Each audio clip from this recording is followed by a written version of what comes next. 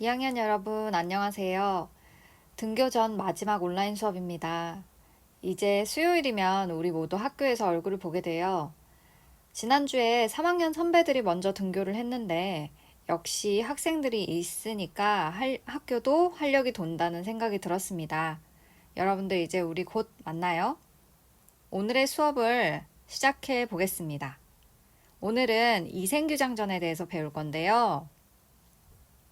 오늘의 수업은 이렇게 5가지로 진행이 되겠습니다. 먼저 지난 수업 시간에 나왔던 질문에 대해서 한번 이야기를 하고요. 그리고 이거 과제에 대해서도 한번 설명하고 넘어가 보도록 할게요. 지난 시간에 EBS 온라인 클래스에 학생이 질문을 하나 올려주었어요. 선생님, 혹시 동동 구월령의 세셔 가마나에라의 해석을 적막하구나와 갈수록 아득하구나 둘 중에 무엇으로 해석해야 되나요? 라는 질문과 그리고 동동은 부분적으로만 삼음보의 특징을 지니는데 삼음보의 특징을 지닌다 라고 말할 수 있나요? 이렇게 2가지의 질문을 해주었습니다. 좋은 질문이라서 선생님이 여러분들과 함께 풀어보면서 답변을 하기 위해서 이렇게 가지고 왔어요. 자, 첫 번째 질문입니다. 동동 구월령에서 세셔 가마나에라의 해석은 어떻게 되는가? 라고 보자면, 자, 우리가 네이버에 가만하다라는 것을 쳐보면요. 지금도 가만히 있어 라는 말을 하잖아요. 가만하다라는 말은 원래의 어원은 동동에 나왔던 그 가만하에라 라는 부분에서 비롯된 것으로 보입니다. 그래서 모두가 형용사로 쓰이는데 첫 번째는 움직이지 않거나 아무 말도 하지 아니한 상태에 있다. 두 번째, 어떤 대책을 세우거나 손을 쓰지 아니하고 그대로 있다.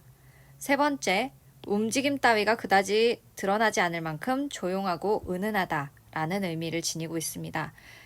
3가지의 의미가 조금씩은 다르지만 어쨌든 조용함, 고요함과 굉장히 큰 관련이 있는 것으로 보이죠.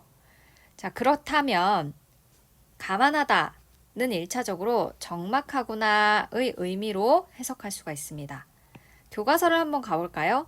적막하구나라는 뜻이 1차적인 의미인데요. 교과서에서는 갈수록 아득하구나 라고 나와 있어요. 일단은 가만하다라는 것이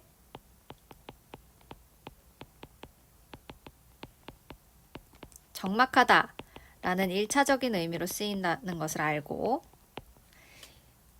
이제 우리가 맥락 속에서 한번 파악해 볼까요? 지금 이 화자는 님을 사랑하고 있어요. 그죠? 그런데 이 님이랑 명절에 같이 있지 못해요. 지금 단절되어 있는 상태입니다. 자, 님과 단절되어 홀로 외롭게 살아가고 있는 화자가 명절에 국화전을 만들어 먹었나 봐요. 국화전을 만들어 먹었는데 국화전을 우리 아무리 맛있는 음식도 혼자 먹는 것보다 같이 먹는 게 더 좋잖아요. 그런데 혼자서 이렇게 국화전을 씹고 있으려니 너무나 사방이 적막한 겁니다. 자, 이러한 적막감 속에서 나와 님은 지금 같이 있지 않구나 라는 생각이 들면서 갈수록 아득해지는 느낌을 받게 되는 것이죠. 어떻게 본다면 학생이 질문한 그 내용의 모든 뜻이 다 맞다고 이야기할 수 있겠네요. 첫 번째로 단어의 의미상으로 보면 적막하구나 라는 의미로 해석이 가능하고요. 이 적막함으로 인해서 화자가 님과 내가 단절되어 있고 지금 함께 있지 않구나 라는 것을 알고 머릿속이 너무 아득해진다. 나의 님과 나는 가까이 있지 않구나 라는 생각을 가지게 되는 것이죠. 좋은 질문이었습니다.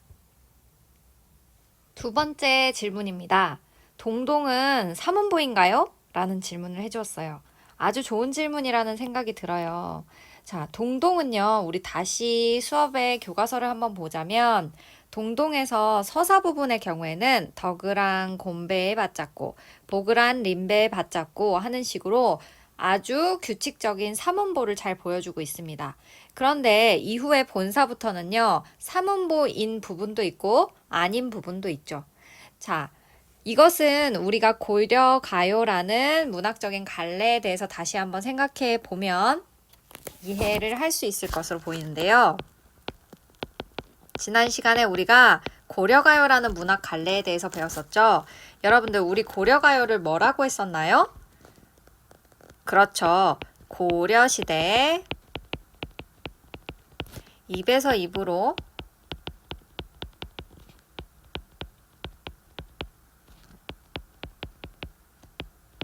불리던 가요를 의미했습니다. 자, 이 당시에는 시와 노래가 분리되지 않은 시기였기 때문에 고려 가요를 우리가 지금은 문학 교과서에서도 배울 수 있지만 실제로는 가요였다는 거죠. 그렇다면 우리가 현대에 비슷하게 불리고 있는 노래가 하나 있어요. 후크송이라고 하는데요. 여러분들 후크송이 뭐냐면요. 노래에서 강렬하게 청자의 마음을 사로잡는 그런 후렴구와 같은 훅과 그리고 송이 합쳐진 개념이라고 합니다. 우리는 흔히 수능 금지곡이라고 부르고 있는데요. 여러분들 노래 하나만 우리가 들어볼까요?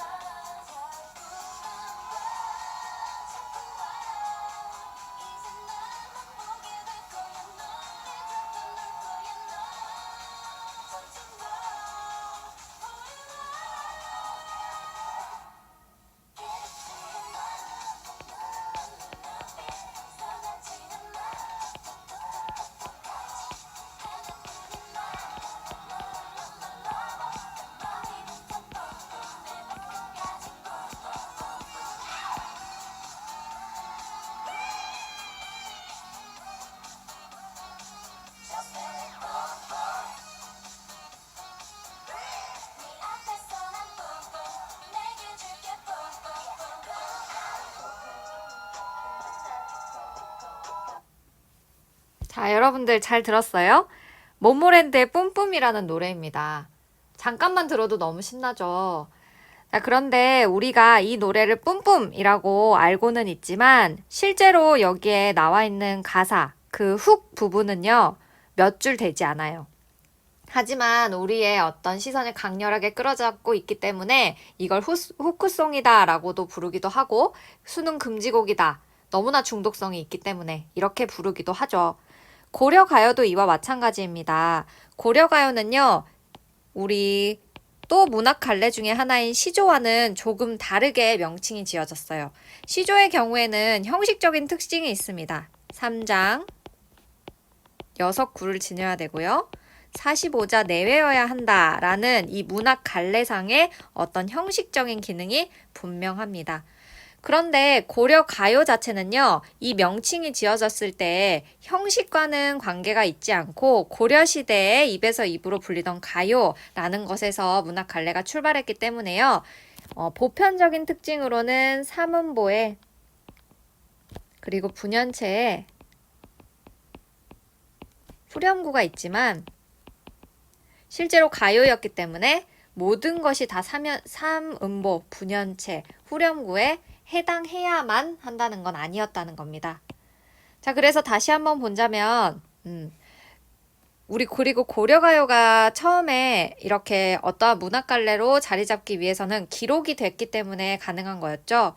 자, 그 기록은 바로 궁중의 연희에 사용되면서 이 서사 부분이 추가되면서 기록이 된 겁니다.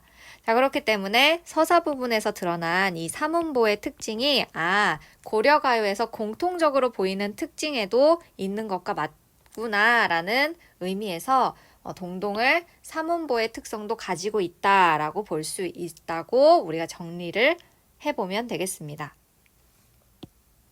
그렇지만 여러분들, 동동이 사문보만 가지고 있다라는 것은 정확하지 않은 표현이고요. 동동이 사문보의 특성도 가지고 있다라고 이야기하는 것이 적절한 표현이라고 우리 생각하고 넘어가도록 하겠습니다. 선생님이 이 질문을 해준 고마운 학생의 이름을 몰라요. 그래서 이 학생 혹시 이번에 수요일에 개학하게 되면 선생님한테 꼭 찾아와 주세요. 좋은 질문 고맙습니다. 자, 이제 오늘 배울 내용인 이생규장전 우리가 다시 한번 작품 소개를 하고 넘어가도록 할게요.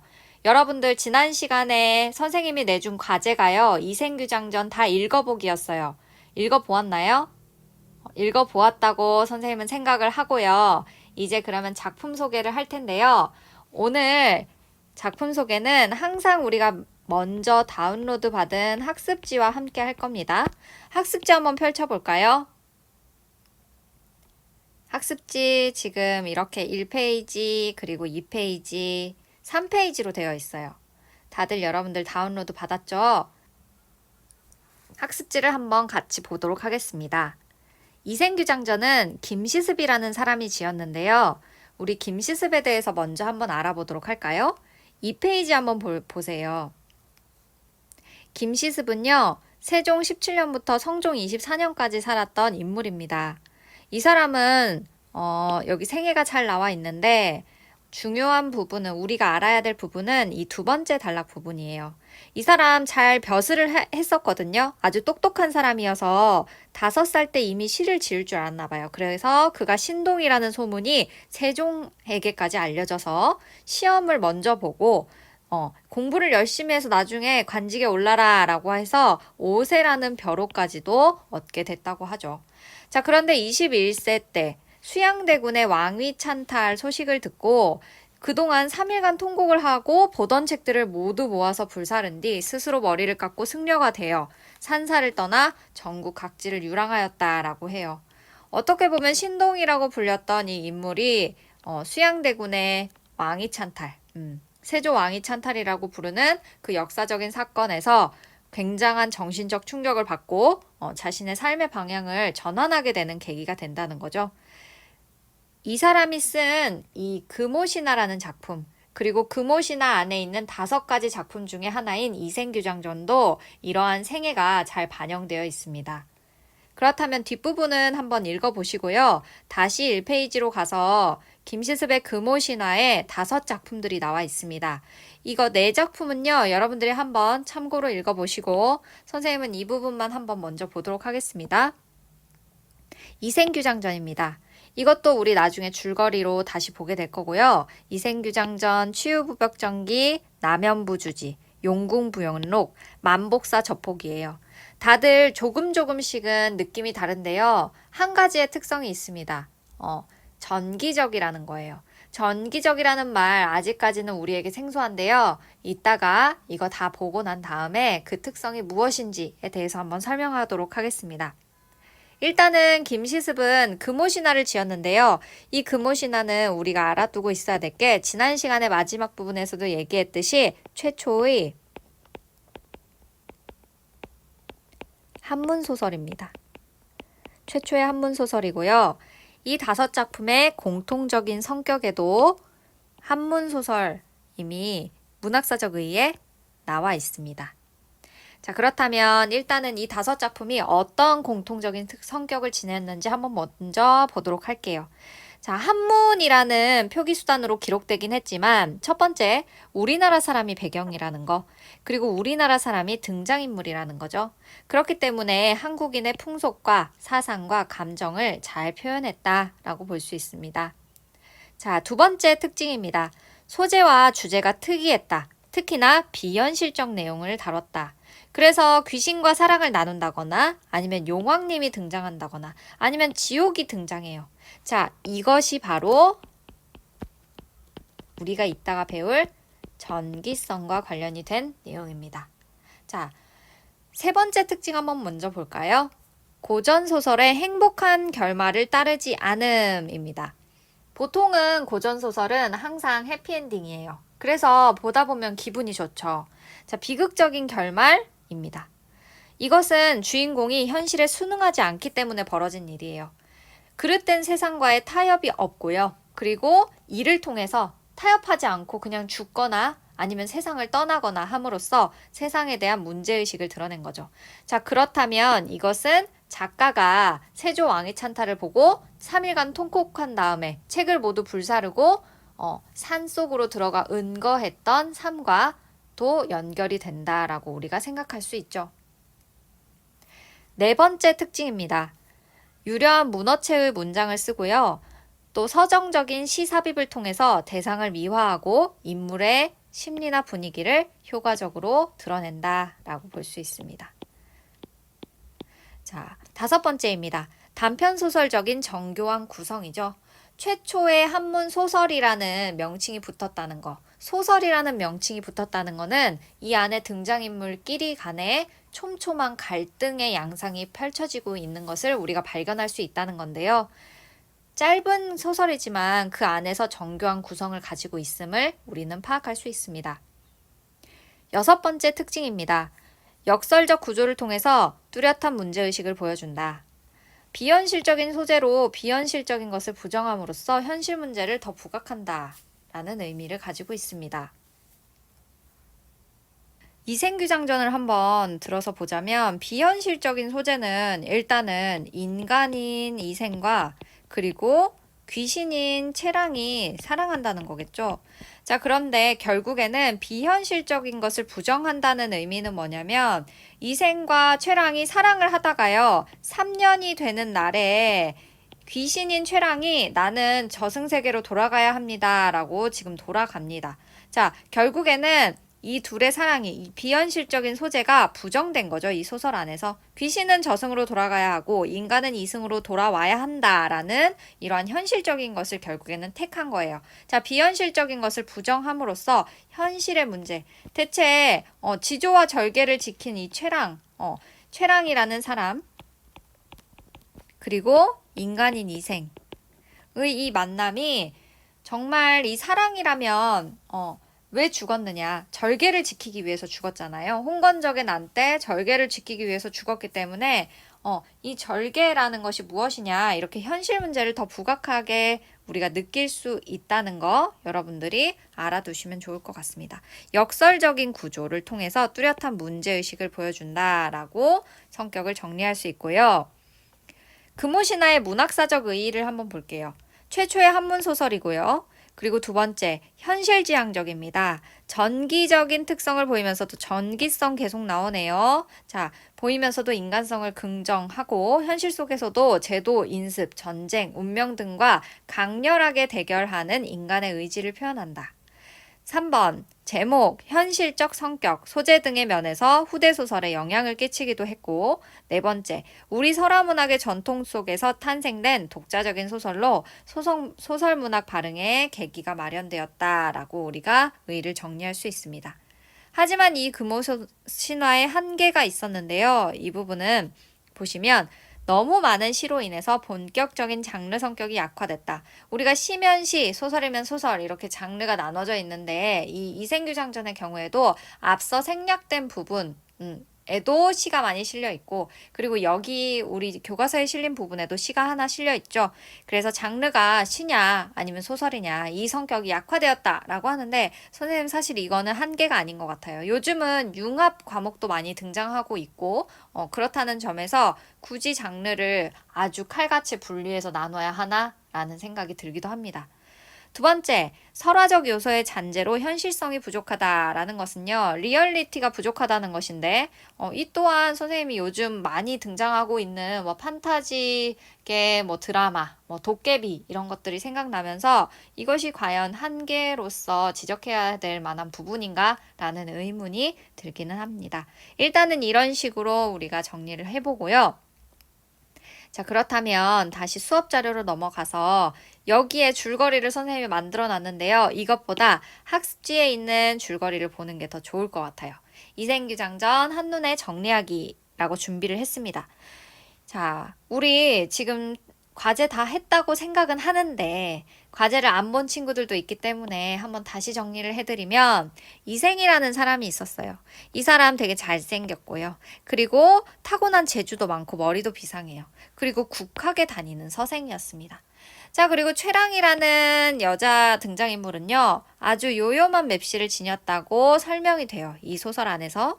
그리고 자수, 바느질이나 시부, 뭐 시를 읊고 뭐 이렇게 하는 것들에 뛰어나다라고 볼 수 있습니다. 그래서 이생이 집에 가다가 훌쩍 이렇게 담을 넘어서 이렇게 보면서 서로 호감을 느끼게 되는 거예요. 자, 이생규장전이라는 말 자체가요. 이생규장전이라는 말 자체가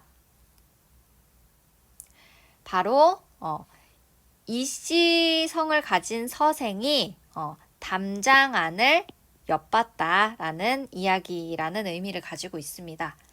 우리가 고전 문학을 접할 때 제목의 의미를 파악하면 내용의 절반 정도는 금방 이해할 수 있어요. 그래서 지금 생은 젊은 남자를 의미하고요. 서생을 의미하는 말입니다. 그래서 이서생이 담장안을 엿본 이유가 당연히 마음에 드는 여인을 보기 위함이었고 그것이 바로 사랑의 시작이 된다고 우리가 알 수 있겠죠.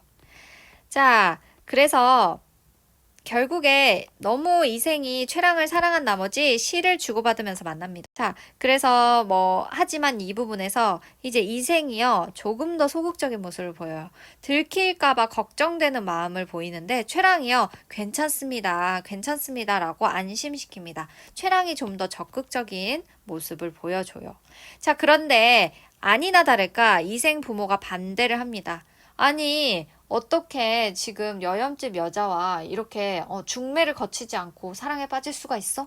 이러면서 자유연애를 전혀 생각하지 않는 봉건적인 사회구조의 모습을 잘 보여주고요.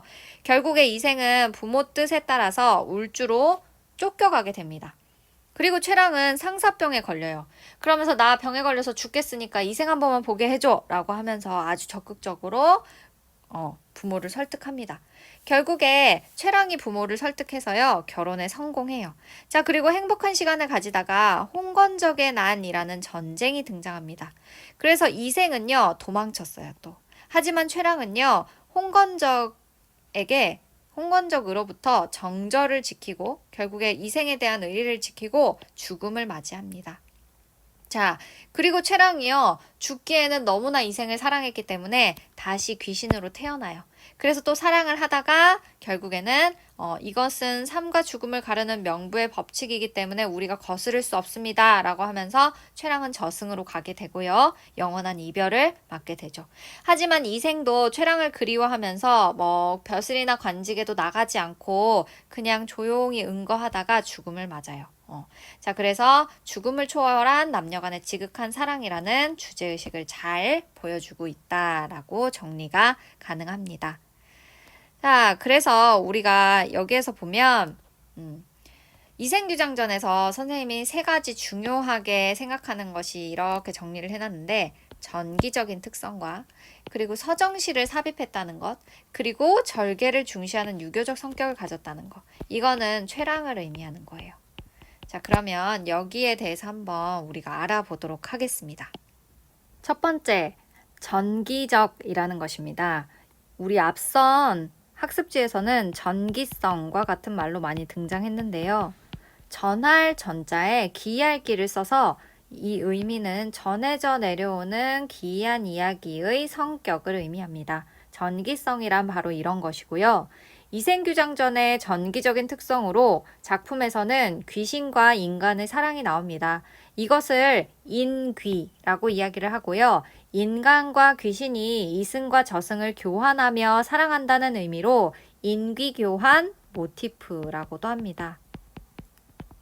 이것을 한자로 표현하면 명혼설화가 되지요. 덧붙인다면 이생규장전은 염정소설이라고도 합니다. 염정소설은 사랑 이야기를 다룬 작품을 의미를 해요. 자, 그래서 전기성에 대해서 우리가 이렇게 알아봤고요. 두 번째입니다. 서정시의 삽입입니다. 이생과 최랑이 만나는 과정, 이생과 최랑이 이별하는 장면에서 주고받았던 시가 있습니다. 교과서에는 이생과 최랑이 이별하는 장면에서 삽입된 시가 등장합니다. 우리는 이와 관련해 소설 속에 삽입된 시의 기능을 확인할 수 있어요. 이따가 본문을 읽으면서 확인해 보도록 해요. 세 번째입니다. 절개를 중시하는 유교적 성격이에요. 이생은 이승의 사람이고요. 최랑은 저승의 귀신입니다. 최여인이 죽은 이유는 홍건적의 난에서 홍건적에게 저항한 까닭이죠. 저항의 이유는 아마도 정조를 잃지는 않았지만 부분에서 알 수 있듯이 이생에 대한 절개를 지키기 위함이었을 거예요. 이를 통해서 최랑은 절개를 중시하는 의지가 강한 인물이라고 알 수 있습니다. 자, 여기서 플러스 해본다면 최랑의 의지적인 절개에 담겨있는 속뜻이 있습니다. 이생규장전을 지은 김시습이라는 사람에 대해서 알면 작품의 의미가 다양하게 보입니다.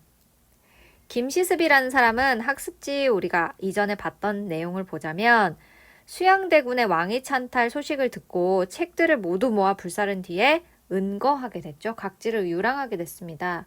자, 이에 분노해서 모든 것들을 버리고 방랑한 것인데, 자, 이것은요, 이 당시에 사육신과 생육신이 있었잖아요. 이들만이 이 수양대군의 세조의 왕위 찬탈을 반대하고 단종이라는 왕만을 모시는 충신들이 아니었다는 겁니다.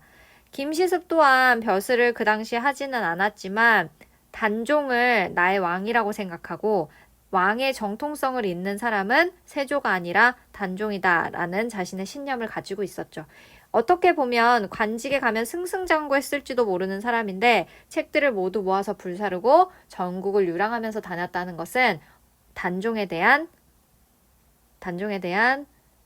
절개를 지켰다고 볼 수 있습니다. 이러한 김시습의 어떤 마음이 이생규장전에서 최랑이라는 사람을 등장시키게 된 요소가 됐다고 우리가 이야기를 할 수 있겠습니다. 작품에 대해서 차곡차곡 배경 지식을 쌓아 올렸으니까 본격적으로 우리 교과서를 한번 분석해 볼까요? 교과서 200페이지를 한번 봅시다. 함께 교과서를 읽기 전에 우리가 중요하다고 생각했던 내용을 여기다가 적고 작품을 읽으면 더 도움이 될 것 같아요. 자, 전기성, 서정시, 그리고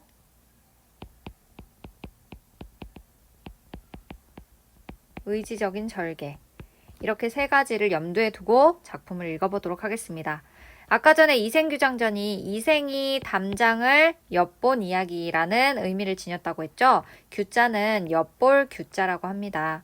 그리고 최초의 한문소설인 거 여러분들 기억하고 있죠?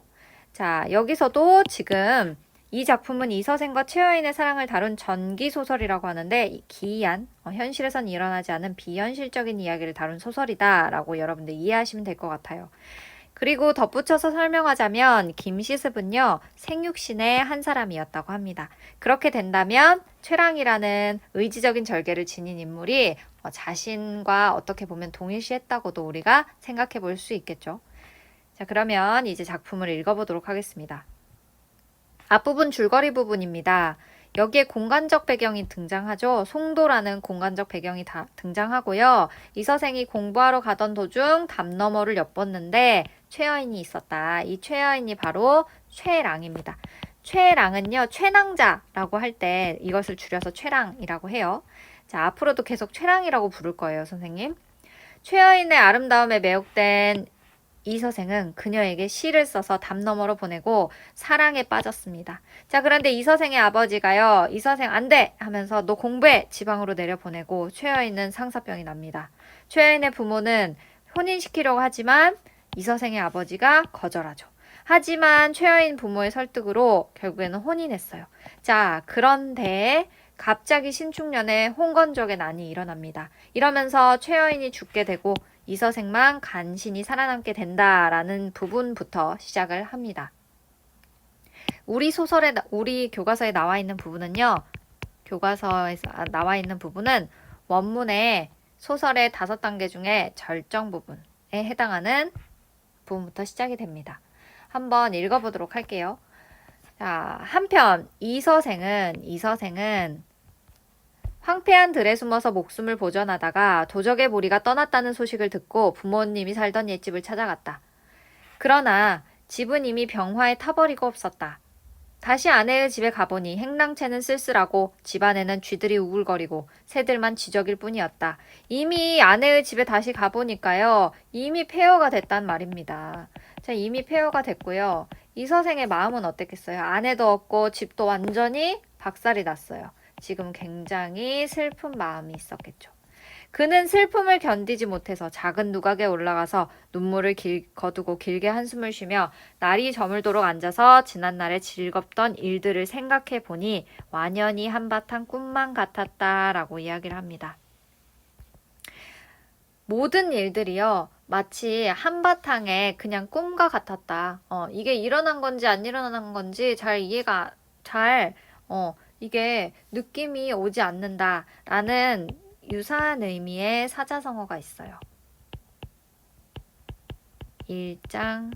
일장춘몽입니다. 한바탕의 봄꿈이라는 의미를 가졌습니다. 이러한 맥락에서 일장춘몽이라는 고사성어를 사용할 수 있습니다. 그 다음 장으로 한번 넘어가 볼까요? 그 다음 장으로 한번 넘어가 보세요. 자, 이런 상황에서 밤중에 거의 되자 희미한 달빛이 대들보를 비추는데 낭하에서 발자국 소리가 들려왔다. 그 소리는 먼 데서 차차 가까이 다가왔다라는 겁니다. 엄청 무섭겠죠. 폐허가 된 집에서, 폐가에서 갑자기 발자국 소리가 막 들려오는 겁니다. 복도에서 너무 무섭잖아요. 자, 그런데 가까이 다가왔대요. 더 무섭죠. 그런데 살펴보니 사랑하는 아내가 거기 있었다라고 합니다. 아내는 이미 죽었는데요. 사랑하는 아내가 거기 있었다는 겁니다. 이것은 최낭자가 환생한 거죠. 환신한 겁니다. 그죠? 자, 여기에서 우리는 비현실적이다. 비현실적 내용이구나. 죽었는데 살아 돌아오다니. 비현실적 내용이다. 그리고 이것의 성격은 전기적인 요소를 지녔구나 라는 것을 우리가 파악할 수 있습니다. 이어서 읽어보겠습니다. 이서생은 무섭죠. 일단 귀신이잖아요. 하지만 그녀가 이미 이승에 없는 사람이람을 알고 있었으나 너무나 사랑하는 마음에 반가움이 앞서서 의심도 하지 않고 말했다. 지금 내가 너무나 사랑하기 때문에 귀신이건 인간이건 이미 상관이 없는 거예요. 이성적으로는 무서워야 되는데 감성이 이긴 거죠. 감정이 이걸 이긴 겁니다. 부인은 어디로 피라나야 목숨을 보존하였소. 여인은 이서생의 손을 잡고 한바탕 통곡하더니 곧 사정을 얘기했다. 저는 본디 양가의 딸로서 어릴 때부터 가정의 교훈을 받아 자수와 바느질에 힘썼고 시와 글과 예법을 배웠으므로 규중의 법도만 알았을 뿐 어찌 집 밖의 일을 알겠습니까? 그러나 난궁께서 붉은 살구꽃이 피어있는 다만을 엿보게 되자 이 장면이 바로 제목이죠. 이생규장이라는 제목과 상통하죠. 저는 스스로 난구님께 몸을 바쳤으며 꽃 앞에서 한번 웃고 난 후 평생의 가약을 맺었고 휘장 속에서 거듭 만났을 때에는 정이 100년을 넘쳤습니다. 사세가 이렇게 되자 슬픔과 부끄러움을 차마 견딜 수 없었습니다. 장차 백년을 함께 하려 했는데 어찌 횡액을 만나 구렁에 넘어질 줄 알았겠습니까? 횡액이라는 것은요, 뜻밖의 닥쳐오는 불행이라는 의미를 가지고 있습니다. 그럼 이들에게, 혼이 난 이들에게 뜻밖의 닥쳐온 불행은 뭐였죠? 홍건적의 난이었죠. 홍건적의 난을 맞아서 구렁에 넘어졌다. 위기를 맞았다. 끝내 이리 같은 놈들에게 정조를 잃지는 않았지만 몸뚱이는 진흙탕에서 찢김을 당하고 말았습니다. 이 부분을 통해서 최랑이 정조를 지키다가 죽었구나라는 것을 우리가 파악할 수 있죠. 정조를 지키다가 죽었음을 파악할 수 있습니다. 진실로 천성이 그렇게 만든 것입니다만 인정으로는 차마 할 수 없는 일이었습니다. 홍건적을 만난 것, 홍건적의 난이 일어난 것, 이것 자체가 운명이었지만, 저의 운명이었지만 저는 이것을 인정으로는 차마 할 수가 없었습니다. 정조를 지킬 수밖에 없었습니다. 나의 인정으로는. 저는 난궁과 궁벽한 산골에서 헤어진 후로 짝 잃은 새가 되고 말았던 것입니다. 집도 없어지고 부모님도 잃었으니 피곤한 혼백의 의지할 곳 없음이 한스러웠습니다. 의리는 중하고 목숨은 가벼움으로 쇠잔한 몸뚱이로서 치욕을 면한 것은 다행이었습니다만 누가 산산조각이 난 제 마음을 불쌍히 여겨주겠습니까? 자, 여러분들 여기에서 의리는 중하고 목숨은 가벼움으로 쇠잔한 몸뚱이로서 치욕을 면한 것만은 다행이었습니다만 누가 산산조각이 난 제 마음을 불쌍히 여겨주겠습니까? 이 부분에서 보면 최랑이 어떤 생각을 하고 있느냐. 나의 목숨을 지키지 못하고 내가 죽은 것은 괜찮다. 왜? 정조를 지켰으니까. 정조를 지켰으나 사랑을 다하지 못해서. 하지만 누가 산산조각이 난 제 마음을 불쌍히 여겨주겠습니까? 사랑을 내가 다 하지 못해서 한스러운 거죠. 한스러운 겁니다. 다만 그 한스러움이 갈기갈기 찢어진 썩은 창자에만 맺혀 있을 뿐입니다. 너무나 무서운 말이지만요. 최랑의 마음은 이 언어보다 더 아주 한스러웠을 거라고 생각이 듭니다. 여러분, 우리가 이렇게 뼈에 사무칠 만큼 원통하고 한스럽다를 표현하는 사자성어가 있어요. 이 부분은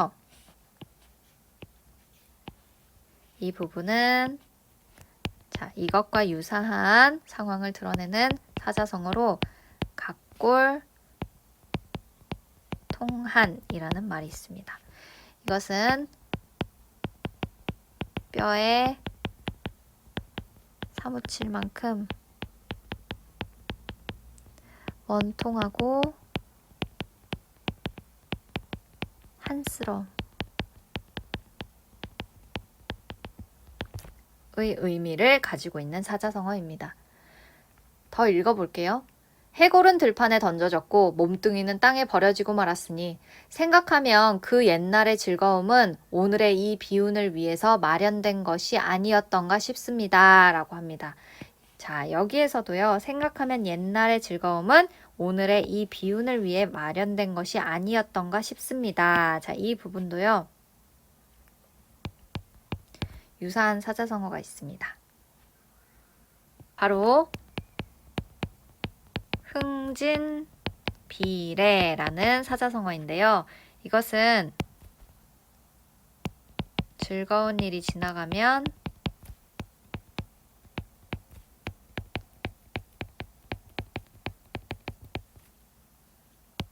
슬픈 일이 닥쳐온다.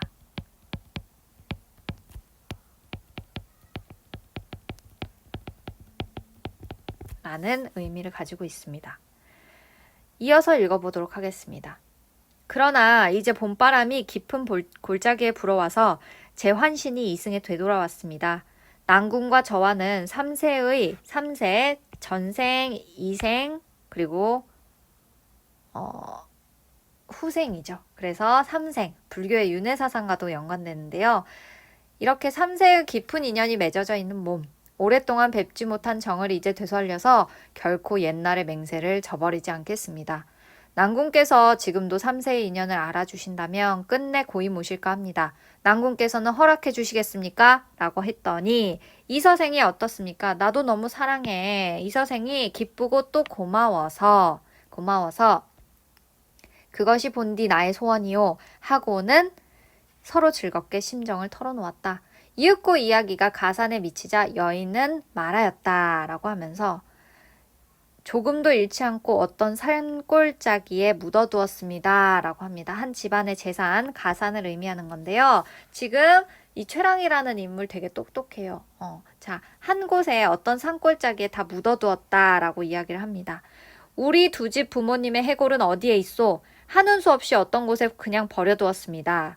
서로 쌓였던 이야기가 끝나고 잠자리를 같이 하니 지극한 즐거움은 옛날과 같았다라고 합니다. 여기에서 우리가 정리하고 넘어갈 것이 하나 있는데요. 바로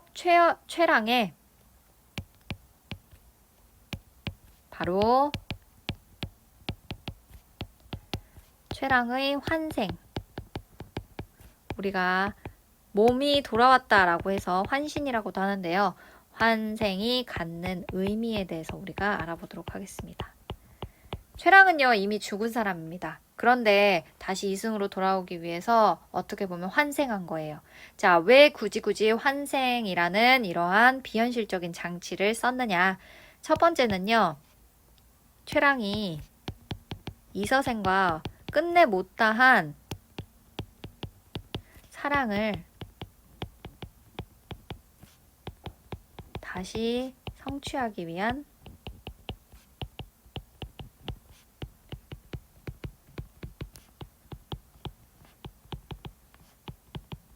의도적 장치를 사용한 것이고요. 두 번째, 자, 이미 죽었어요. 하지만 죽음조차도 갈라놓을 수 없어요. 이 사랑은요. 죽음도 갈라놓을 수 없는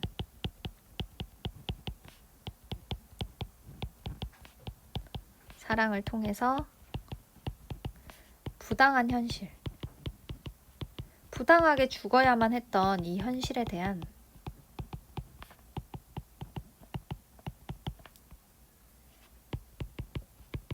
저항의 의지를 드러낸다. 이렇게 정리를 할 수 있습니다. 자, 그래서 결국에 앞서서 이 학습지의 공통적인 성격 6번째 부분에서 비현실적인 소재로 비현실적인 것을 부정함으로써 현실 문제를 더 부각한다고 했죠. 죽음도 갈라놓을 수 없는 겁니다. 죽음을 갈라놓을 수 없기 때문에 비현실적인 소재인 이 환생을 통해서 결국에 이 현실에 대해서 저항의 의지를 드러내고 있다라고 볼 수 있겠죠. 자, 그러면 뒤이어서 더 읽어보도록 할게요. 이튿날 여인은 이서생과 함께 가서 매장한 곳을 찾으니 거기에는 금은 몇 덩어리와 재물이 약간 있었다. 그들은 두 집 부모의 해고를 거두고 금은과 재물을 팔아서 각각 오관산 기슭에 합장하고는 나무를 세우고 제사를 지내 모든 예절을 다 마쳤다. 그 후 이서생은 벼슬을 구하지 않고 아내와 함께 살게 되니 피랑 같던 노복들도 찾아왔다. 이서생은 이로부터 인간의 모든 일을 완전히 잊고서 친척과 손님의 기륭사에도 문을 닫고 나가지 않았으며 라고 합니다. 자, 어떤 곳에도 문을 닫고 나가지 않아요. 자, 어떤 곳에도 가지 않습니다. 여기에 해당하는 사자성어가 있죠. 이거를 우리가 두문불출한다 라고 이야기를 합니다. 어디에도 가지 않고 그냥 집에만 있는 거예요. 아무데도 나타나지 않는다 라는 의미. 자, 벼슬을 구하지 않는다는 것은 결국에는 부귀공명보다 이 사람 지금 부귀공명보다 사랑을 더 중요하게 생각하고 있구나 라는 거. 세월을 보냈다 라고 이야기를 합니다. 여기까지가 지금 소설의 5단계 중에 절정 부분이고요. 절정 위기 부분까지고요. 자, 이제 결말 부분에 해당하는 것을 우리가 보도록 하겠습니다. 결말 부분에 가기 전에 지금까지 했던 내용 중에 학습 활동에서 정리할 수 있는 부분이 있습니다. 이거 한번 정리하고 가도록 할게요. 학습 활동은 페이지 205쪽이고요. 자, 이 부분 한번 보겠습니다. 1번입니다. 이 작품을 감상하고 작품의 주요 사건과 관련하여 등장인물의 특징을 파악해보자 라고 하는데요. 첫 번째 시련과 두 번째 시련, 세 번째 시련이 이 작품에 등장합니다. 이미 시련은 모두 다 나왔어요. 하지만 줄거리 부분에 첫 번째, 두 번째 시련이 있고요. 세 번째 시련만 우리가 아직 남아 있는데 첫 번째 시련과 두 번째 시련 보겠습니다. 자, 첫 번째는요. 이서생의 부모가 집안의 문벌 차이를 이유로 혼인을 반대했다라고 했는데요. 결국에 그 결과 어떻게 됐다고 했어요. 아까 전에 말했듯이 이서생은 부모에게 순응적입니다. 그죠? 부모의 뜻에 따라서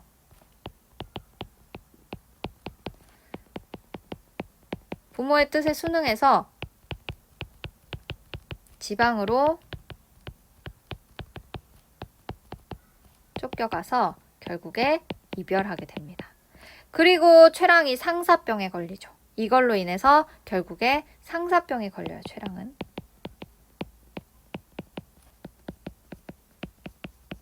자, 그래서 여차저차 최랑의 부모가 승낙을 해서 이서생의 부모도 거절하다가 승낙을 해서 혼인을 해요. 혼인을 했죠. 자, 이제 시련이 없을 줄 알았더니 두 번째 시련이 있습니다. 이게 바로 방금 전에 봤던 홍건적의 난이죠. 온 가족이 흩어집니다. 온 가족이 흩어지고요. 이 시련의 결과로 최여인, 최랑은요. 홍건적에게 죽임을 당하게 됩니다. 자, 이제 세 번째 시련입니다. 세 번째 시련, 이전에요. 결국에 또 만나요. 어떻게 만나요? 최랑이 환생하게 되죠. 그런 다음에 세 번째 시련이 등장합니다. 이제 이 세 번째 시련을 우리가 같이 읽어보도록 하겠습니다. 같이 한번 읽어보도록 하겠습니다. 자, 다시 앞부분 볼게요. 어느덧 몇 해가 지난 어느 날 저녁에 여인은 이서생에게 말했다. 3번이나 가약을 맺었습니다마는 세상 일이 뜻대로 되지 않았으므로 즐거움도 다하기 전에 슬픈 이별이 닥쳐왔습니다. 라고 이야기를 합니다. 세상 일이 뜻대로 되지 않았으므로 즐겁도 다하기 전에 슬픈 이별이 닥쳐왔습니다. 이것과 유사하게 우리가 생각할 수 있는 사자성어가 있습니다. 호사다마입니다. 자, 이 뜻은 좋은 일에는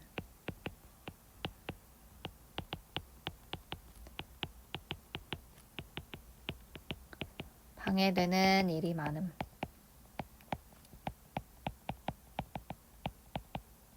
이라는 의미를 가지고 있어요. 3번이나 가약을 맺었다는 것은요. 3번을 혼인했다는 것이 아니라 3번을 만났다는 거죠. 그래서 첫 번째는 처음에 이생이 담을 넘어서 본 거. 장해서 인연을 맺은 거. 두 번째는 혼인한 것. 세 번째는 환생해서 다시 만난 거. 이렇게 3번이나 가약을 맺었습니다마는 이러면서 슬픈 이별이 갑자기 닥쳐왔습니다. 잘 지내고 있다가 갑자기 우는 거예요. 이서생이 깜짝 놀라면서 물었죠. 무슨 까닭으로 그런 말씀을 하시오? 여인은 대답하였다. 저승길은 피할 수가 없습니다. 하느님께서 저와 낭군의 연분이 끊어지지 않았고 또 전생에 아무런 죄악도 없었으므로 이 몸을 환생시켜 잠시 낭군을 베어 시름을 풀게 했던 것입니다. 라고 해서 지금 여기에서 우리 짐작할 수 있죠. 아까 전에 정리했던 이서생과 최여인의 세 번째 시련이 다가올 것이라는 거.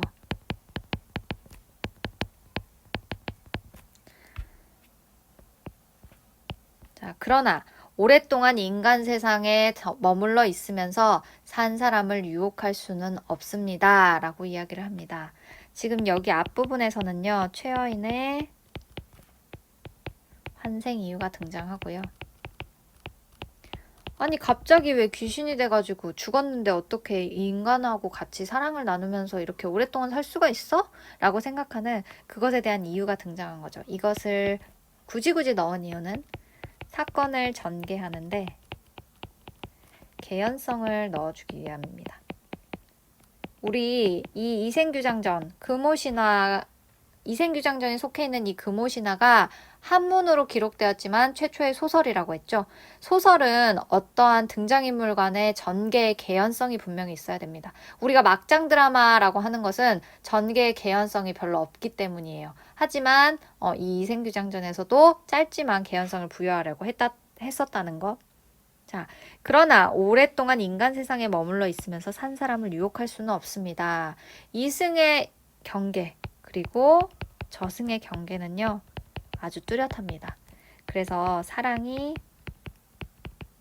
결론적으로는 내가 당신이랑 있을 수는 있는데 사랑이 영원히 이루어질 수는 없어요. 라고 지금 이야기를 하는 거죠.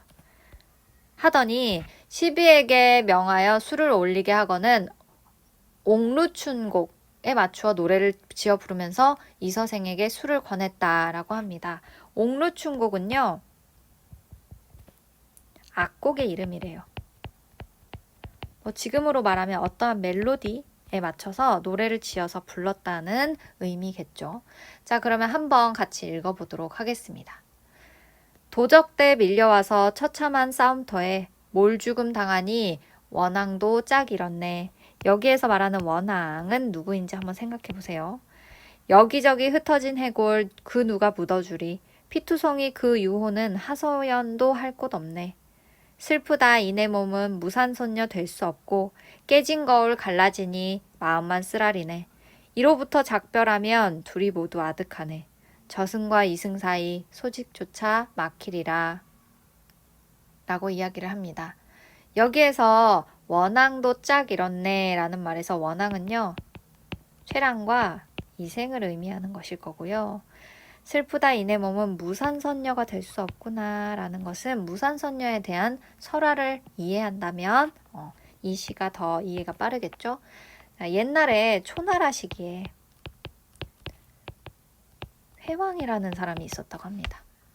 그런데 꿈에서 무산여왕을 만난대요. 이 회왕이라는 사람이 무산여왕을 꿈에서 만났는데 너무나 꿈에 그리던 내 이상형이었던 겁니다. 그래서 무산여왕이라는 이 사람은 둘 다 사랑에 빠져서 다시 보자고 해요. 이 다시 보자고 하는 게 가능한 이유는요, 무산여왕이 선녀였기 때문이고요. 자, 선녀이기 때문에 아침에는 내가 구름으로 나타나서 당신을 볼 것이고요. 그리고 저녁에는 내가 비로 이렇게 떨어지면서 당신을 보러 오겠습니다. 라고 한다는 겁니다. 하지만 최랑은 선녀가 아니죠. 그렇기 때문에 저승으로 돌아가면 소식조차 막히리라 라고 지금 이야기를 하고 있는 겁니다. 자, 이어서 보겠습니다. 노래를 한 곡 부를 때마다 눈물에 목이 메어 거의 곡조를 이루지 못했다. 이서생도 또한 슬픔을 걷잡지 못했다. 라고 이야기를 합니다. 여기까지 보고요. 삽입된 노래의 기능을 한번 우리가 살펴볼 텐데, 이거는 이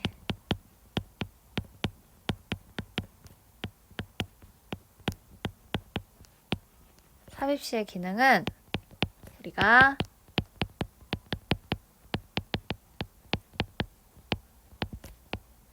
학습활동 2번에서 보도록 하겠습니다. 끝까지 한번 읽어볼게요. 나도 차라리 부인과 함께 황천으로 갔으면 하오. 어찌 무료의 홀로 여생을 보내겠소. 나는 부귀공명보다 사랑이 더 중요해요. 지난번에 난리를 겪고 난 후에 친척들과 노복들이 각각 서로 흩어지고 돌아가신 부모님의 해골이 들판에 버려져 있을 때 부인이 아니었더라면 누가 능히 장사를 지어주었겠소. 자, 여기에서도 유사한, 우리가 이 장면을 보고 떠올릴 수 있는 유사한 사자성어가 있습니다.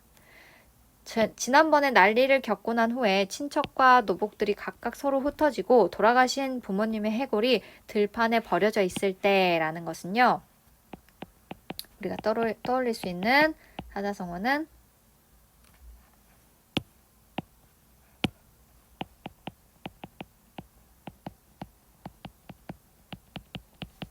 풍비박산입니다.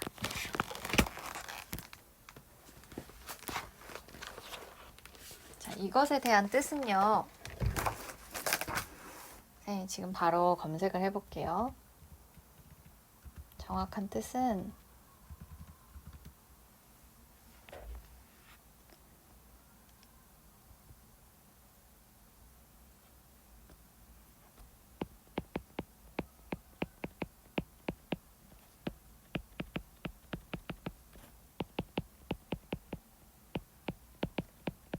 엉망으로 깨져 흩어져 버림의 의미를 가지고 있다고 합니다.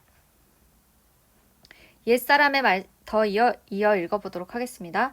옛사람의 말씀에 부모님이 살아계실 때는 예절로서 섬기고 돌아가신 후에도 예절로서 장사 지내야 한다 했는데 이런 일을 모두 부인이 실천했소.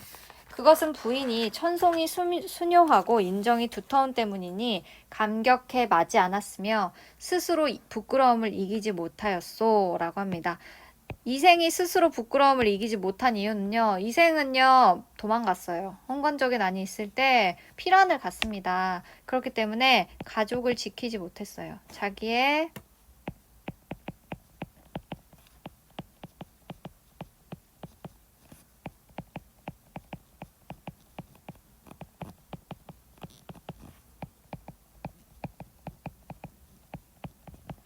죄책감이 있다는 거죠. 부인은 이승에서 오래 살다가 100년 후에 같이 세상을 떠나는 것이 어떻겠소? 라고 이야기를 합니다. 아내에 대한 고마움도 여기에는 들어가 있는 거죠. 아내의 고마움. 여인은 대답했다. 낭군의 수명은 아직 남아있으나 저는 이미 저승의 명부에 이름이 실려 있으니 오래 머물러 있을 수가 없습니다. 만약 굳이 인간 세상을 그리워해서 미련을 가진다면 저승의 법에 위반됩니다. 라고 이야기를 합니다. 결국에는 그렇게 되면 죄가 저에게만 미치는 것이 아니라 낭군님에까지 그 허물이 미칠 것입니다. 다만 저의 유골이 아직 그곳에 흩어져 있으니 만약 은혜를 베풀어 주시겠다면 유골을 거두어 비바람을 맞지 않게 해주십시오 라고 이야기를 합니다. 결국에 죽은 자는 저승으로 가야 한다는 당위성을 부여하는 거죠. 그렇죠. 자, 그래서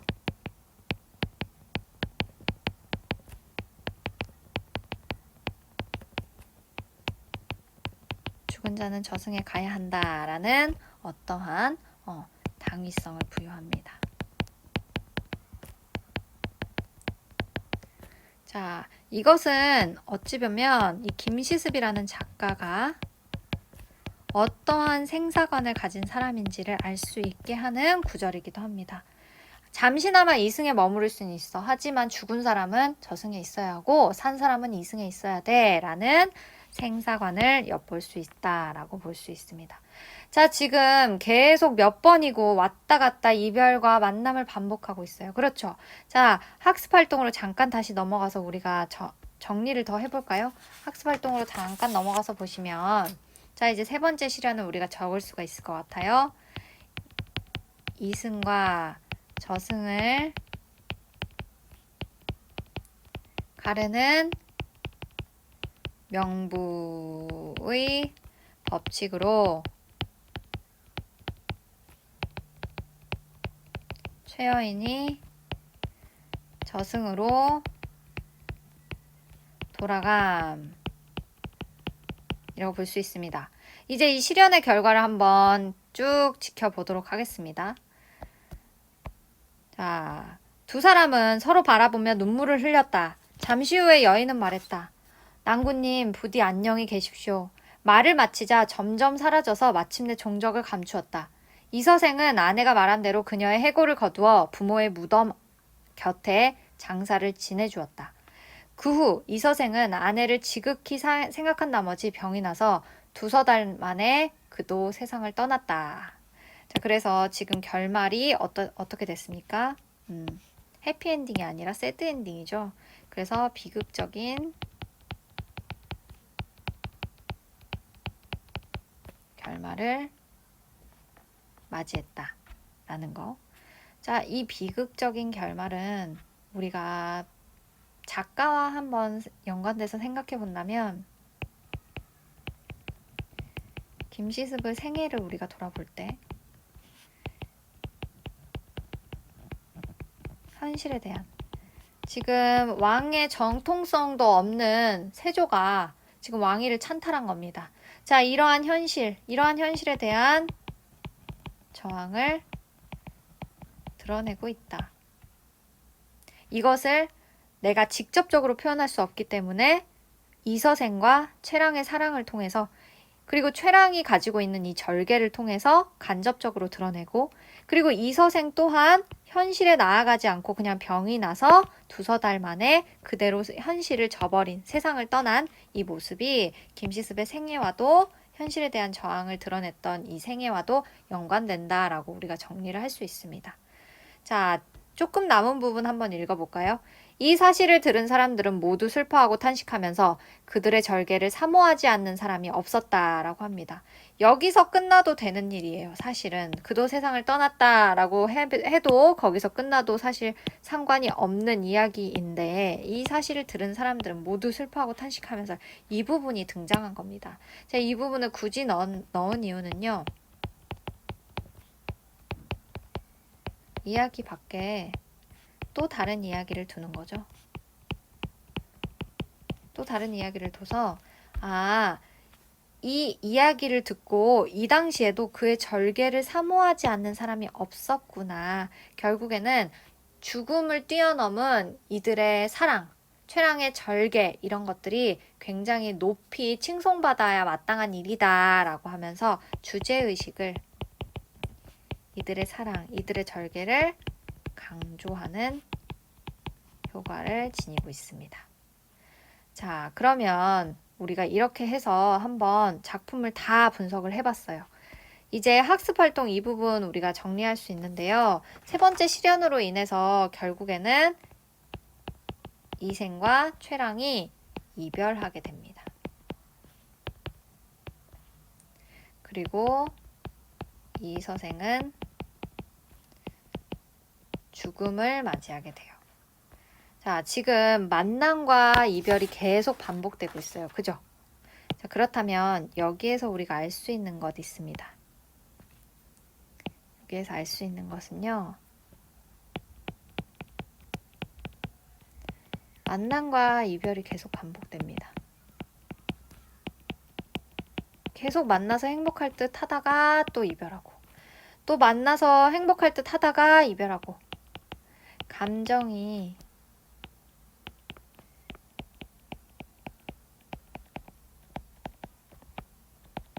어떻게 곧 만날 것 같은데 이제 행복했으면 좋겠는데 감정의 긴밀성을 굉장히 높이고요. 그리고 이렇게 만나도 또다시 헤어지는구나 라고 하면서 결말의 비극성을 보여준다라고 정리할 수 있겠습니다. 이렇게 해서 우리가 본문까지 한번 읽어봤고요. 이제 이어지는 영상에서 우리가 나머지 학습활동 정리하고 마무리하도록 하겠습니다.